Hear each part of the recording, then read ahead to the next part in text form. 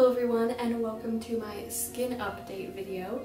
I thought that I would do a little update to the video where I talked about my whole Doxycycline experience and how I dramatically improved my skin from where it was. So I'm just gonna, like I said, give you a little update, and I'll also be showing you what my current skin routine is, and also comparing where I was from the very start before I started using any of these products and where I was from my last video. So we'll do a little comparison at the end as well. So at this point, it's been about 1 month since I filmed and uploaded my first video where I talked about my skin and sort of the story of how my skin sort of progressively got worse and what I had been doing to get it looking better. At this point, like I said, it's been a month, so it's a month later, and that means that I am like 2 or 3 months post Doxycycline. And Doxycycline is the oral antibiotic that I took for 1 month, and I was prescribed 3 months, but I just decided to try it out for 1 month because I just didn't want to be on an antibiotic for an extended amount of time. That was just my personal decision. If you go back, it'd probably be helpful to watch that video first and then come back to this one. But that whole experience, I just talk about all of that and all the products I used in that time. And basically the Doxycycline really helped improve my skin as well as the other products that I had used and that I'm currently using. I just want to say before I start that I'm not wearing any face makeup. I just have some mascara on and some eyebrow stuff, but I just wanted to not put any on so that you guys kind of have a fair representation of where my skin is at now. So just wanted to let you know. At this point, I have not gotten any major breakouts. My skin, as you can probably see, I'll do like a close-up later, but it still has a lot of like scarring and redness, but none of what is on my face is actual pimples. It's just scarring and pigmentation from my previous acne. That's sort of like on my cheeks and on my forehead, and it makes sense because I'll play some clips from videos in the past because I was looking through my videos the other day and you can really see when my acne was really bad. So I will play little clips of this as I'm talking. So it's gonna take a while for that pigmentation to go away because it was really dark pigmentation when I was really going through the thick of my acne, of having acne. This is what I'm left with at this point, and what makes me really happy and what a lot of people would probably like to hear who are either on Doxycycline or who are thinking about going on it.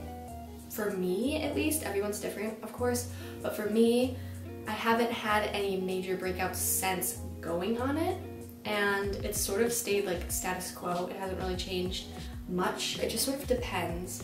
I still will get like hormonal breakouts, but it's not to the extent that they were before. All of that makes me very happy. So basically the update for my skin from my last video, which I'll have linked at the end of this video if you want to check that out if you haven't seen it yet, it's pretty much stayed the same, so that is good. And at this point, I'm just hoping that I can continue to take care of the redness, because I think that that's sort of started to go down a bit. It's more just like spots, and then where it was sort of like a mass of it, it's just sort of like fading out. That doesn't really make sense. Hopefully you understand what I mean. So it is starting to fade, and once that all starts to fade, my skin will really be looking a lot better because, like I said, it's not pimples right now, it's just the pigmentation, which then makes me look like I have pimples on my face, but it's flat, so that's good. Yeah, I think that's pretty much it. It's not really a big update, but I wanted to update you guys because I know when you're like starting some new product or you're thinking about using a new product, it's just nice to hear another person's experience and sort of give you an idea of what you might be able to expect for yourself. Again, I have that first video where I go in depth more about Doxycycline, my experience with it, and sort of deciding what to use, and some of the other products I had been using, and a lot of the products that I had been using, I'm using now. Also, one thing I will say that I just sort of found interesting was the other day I was going back through some of my videos to sort of like see how my acne progressed, and I didn't really wear makeup in my videos, And it's interesting because like during the time that my skin was pretty bad, I didn't really think of it as it being that bad. But now that I look back, it looks so much worse than like it looks so much worse than how I felt like it was, which makes me feel like bad about myself, but I don't know. But somehow I decided to post that online. I'm just living my normal life with my acne in those videos, and that is okay, and it's nothing to be ashamed of or feel bad about, because we all go through times where we either don't feel our best or, you know, things just get out of whack, especially in your teenage years, so your skin isn't going to be perfect. You see people online who appear to have like perfect skin or seem to know exactly what to do for their skin, but the reality is that nobody's perfect and nobody's skin is perfect, because there's so many things that affect people's skin, and we just need to work to view ourselves without this idea that we have to be perfect in order to be pretty or to even find ourselves pretty. I guess those videos just made me think like, you know what, in that time I was posting videos without any makeup. I definitely was like not feeling too great about my skin, but it just depends on how you view yourself. And now that I look back at that, I'm like, whoa, that was really bad. My skin was so bad. But that's because I'm like drawing that from now. There is so much more to our lives than how we look. But our looks are an essential part of how we view ourselves and how others view us. So we want to feel confident and beautiful in our own skin. And I think that having clear skin is an important part about that, but we can't let things like bad skin bring us down. So never let it tear you down. I know it can be really hard, especially when my skin was really bad. It really weighed down on me. There would literally be days when I would just start crying because I just felt, I didn't feel confident. I felt discouraged, like I was stuck in that place forever, but you're not. There's always things that can help you. There's doctors literally for skin, and some nice beefy products out there that'll kick your acne away and make you feel confident again. Don't be too hard on yourself. I know I've been there. Just remember that by being yourself and being you, you are beautiful.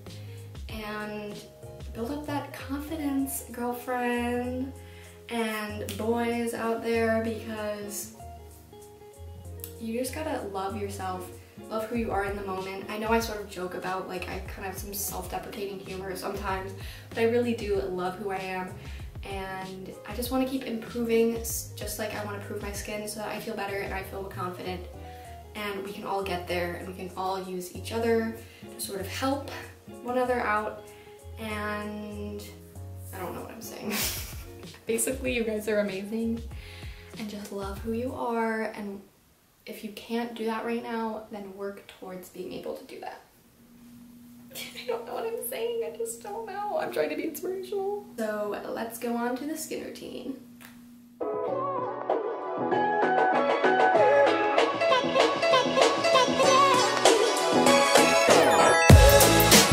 So the first step in my routine is to wash my face with this Sulfa cleanse. It's a sulfur face wash, and it helps control redness, it kills bacteria, and I found that it makes my skin feel really clean. This is a prescription face wash, so you're gonna have to get it from a dermatologist, but it works really well.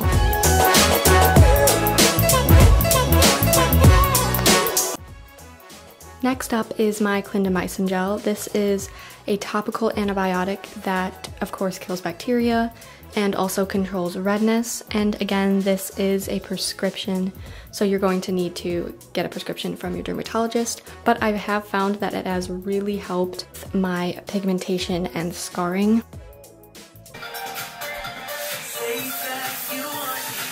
Once my clindamycin has dried, I apply some benzoyl peroxide. I sort of spot treat, but more than anything, I just sort of spot it all over my face and then I rub it all in. And benzoyl peroxide helps to break down acne. And I've been using benzoyl peroxide for a very long time, and I just find that it really helps to prevent any further acne from coming to the surface.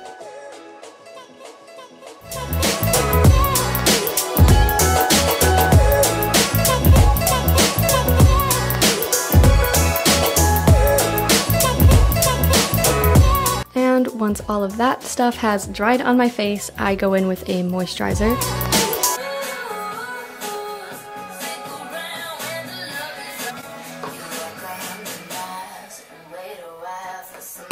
I use the Clinique Dramatically Different Moisturizing Gel, and I've been using it probably for almost a year now, and I really like it. It is very light but hydrating.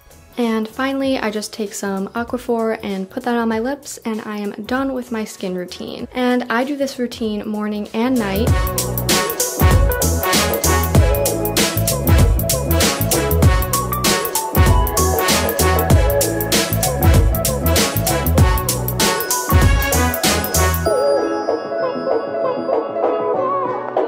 Now let's do a little before and after of my skin.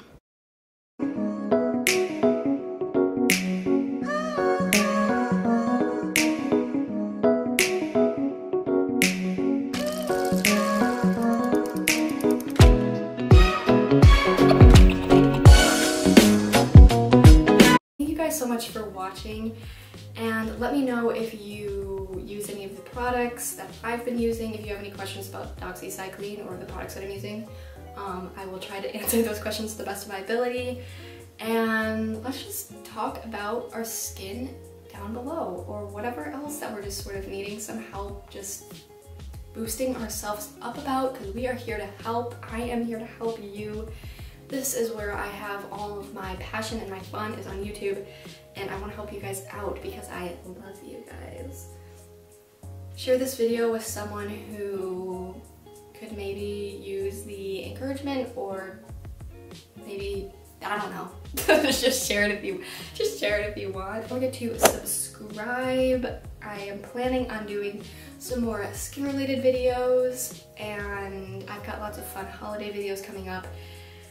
And just lots of good things that I'm really excited about, so please subscribe if you want to. Don't forget to click the notification bell so that you never miss one of my videos, and I will see you in my next one.